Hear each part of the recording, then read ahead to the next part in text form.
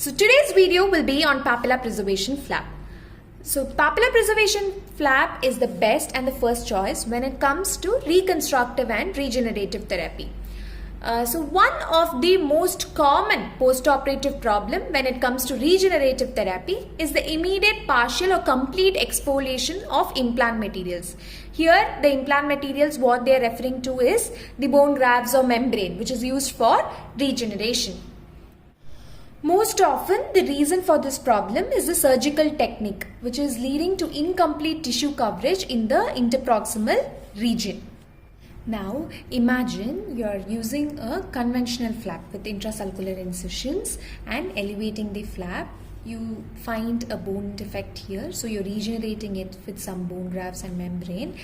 Then the flap is sutured back. So now at the time of surgery, if you see you can see that there is proper soft tissue approximation.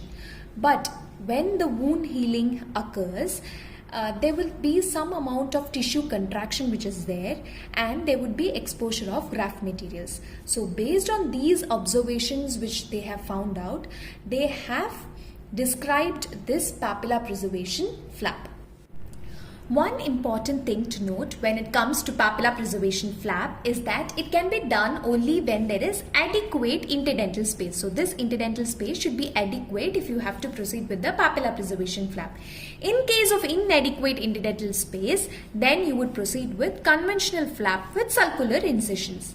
Taki et al. In the year 1985 introduced this papilla preservation flap.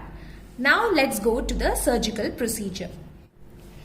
Okay, the intrasulcular incisions will be made along the facial and proximal aspects of the teeth without making any incisions through the interdental area. Then the intrasulcular incisions will be made along the lingual or palatal aspect of the teeth.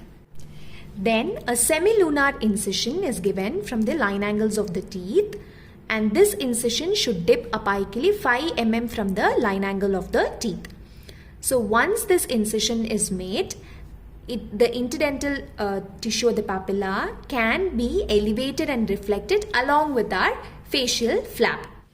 If at all there is a wide bone defect which is extending towards the palatal side, then the semilunar incision can be given on the facial side, and the interdental tissue of the papilla can be reflected or elevated along with the lingual flap.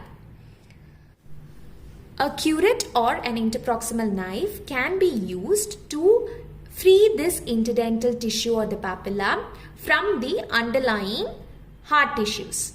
Then using a blunt instrument, this interdental papilla is pushed to the facial aspect.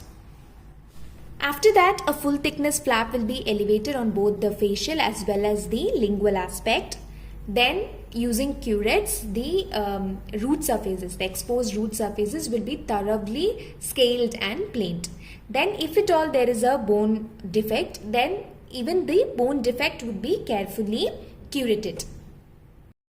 Now, next, by holding this reflected flap, the margins of the flap or the interdental tissue or the papilla will be scraped to remove the pocket epithelium and granulation tissue. But care should be taken not to remove excess of tissue, because you need at least 2 mm of interdental tissue to cover the grafted site. Next, the flaps are repositioned and suturing done using cross mattress sutures. Sometimes a direct suturing of the semilunar incisions can be made. Then a periodontal pack can be given, and the sutures and the periodontal pack can be removed after 1 week. Thank you.